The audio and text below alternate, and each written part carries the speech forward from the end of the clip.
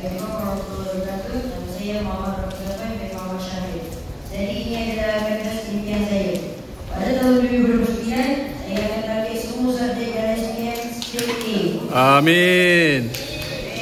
Kemudian saya akan mendapat ijazah sarjana muda di Universiti ternama seperti Malang pada umur 23 tahun, dan ini akan memudahkan saya mendapat kerja yang bagus. Amin. Doa lah. Amin. Pada umur 27 tahun, saya akan bekerja sebagai engineer atau pilot, lalu sambung bekerja di Pantang Minyak pada umur yang tertentu.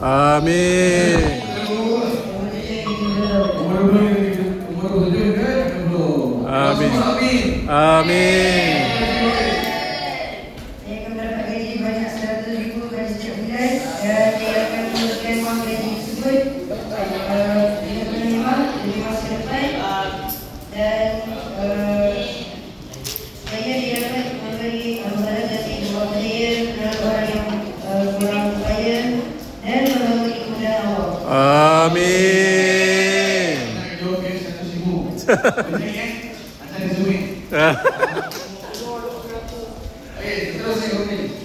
Saya akan pilih keluarga yang berbina pada umur 32 tahun, dan saya akan dapat anak lelaki daripada umur.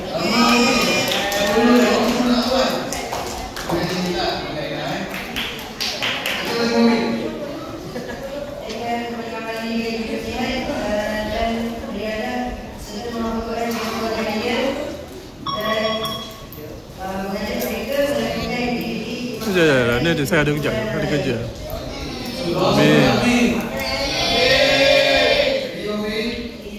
Nanti kak saya. Rumah dan kehidupan yang saya inginkan di dunia dan di akhirat. Semuanya sempurna dan indah. Saya akan menjelajah setiap permukaan di bumi yang indah ini, dan akhir sekali saya ingin menunaikan haji yang umrah bersama seluruh ahli keluarga saya. Saya memutuskan